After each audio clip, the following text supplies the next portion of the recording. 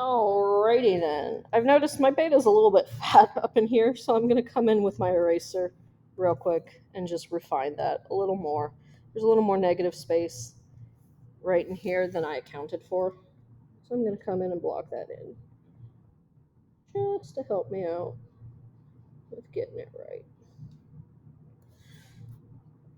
I really should have switched to a soft eraser, but you know, it happens. Let's come in. It's not quite that big, so I'm going to come back in,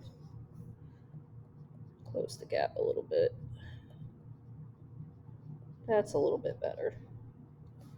There we go. All right, so now I'm going to take a look at some of my larger areas of shadow and block those in.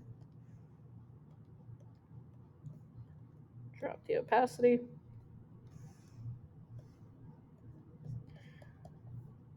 Let's see where else we've got one. We've got one kind of down here. Whoops. Notice I didn't lock my pixels for any of this. There's a reason for that. Like I keep saying, beta fish are very flowy little things. And there's lots going on. So if you have stuff that's going outside the edge, that's fine.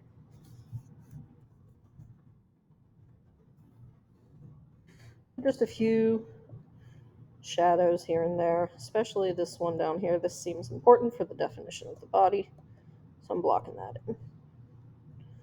Cool. So let's talk about the scales. I'm going to start to make lots of little shapes across the body. I want to keep them pretty uniform. That's too thin. That's better. And I'm just going to keep going across like this. Just kind of scribbling. They're not perfect dots. Hopefully you can't hear my stylus doing this. They're really more like C's, backward C's, which you can layer over top. And this is maybe a little too dark, but it'll look better once I'm done. And I'm just going in with those tiny suggestion marks to tell my viewer, oh yeah, this is a fish with scales. They'll get brighter up in here. But for now, I'm just laying down my pattern of darks. He's got a couple up in here. Let's spread to his body.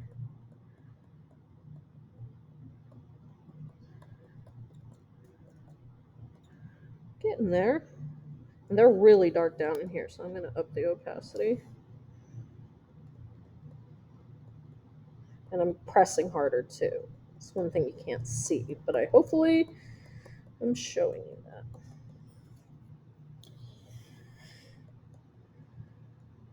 And I can come in and start to block in other things like his gill, which is right here. It's an almost black color.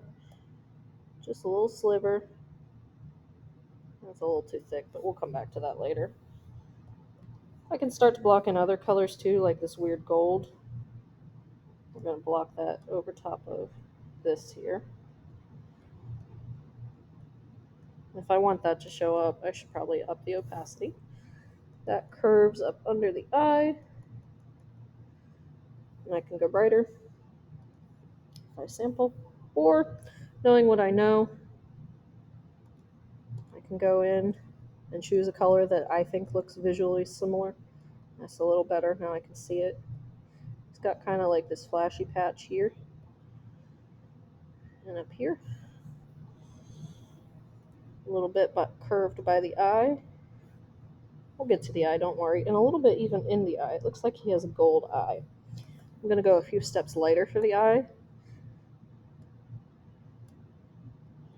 There we go. And I'm actually probably going to use this color for some of my scale highlights too. I'm going to go a little bit bigger.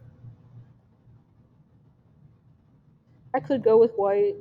I'm taking some artistic liberties here. I want a shiny gold red beta.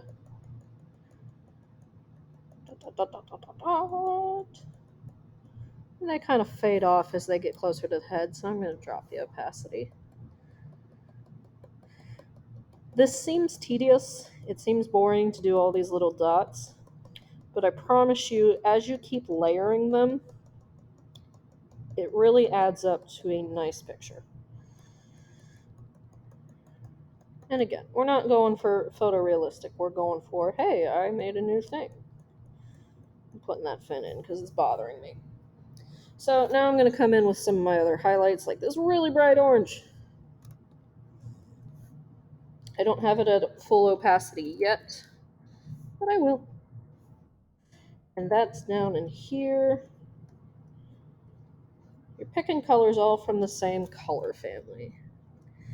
Can be more intentional. Typically, the brighter you go with your highlight, the smaller your brush is going to get.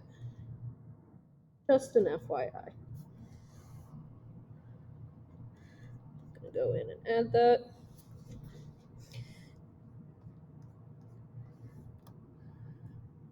Some bright scales up in here, just to blend things a little bit better.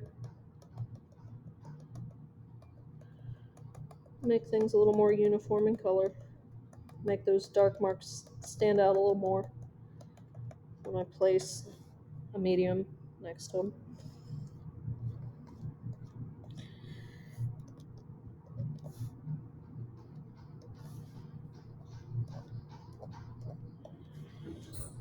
Getting there. I made that really big to carve out that highlight. This is where I'm going to go a couple steps above the orange and put that edge in.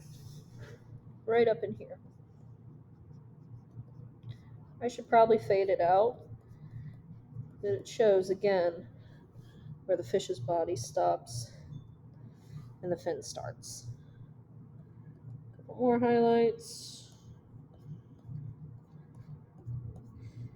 And we'll tackle the eye next, I think.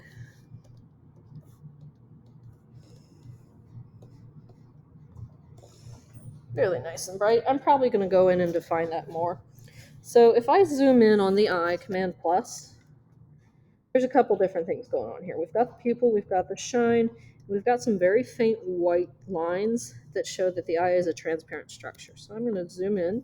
I'm going to come in with just white, actually. I'm going to make my brush very small.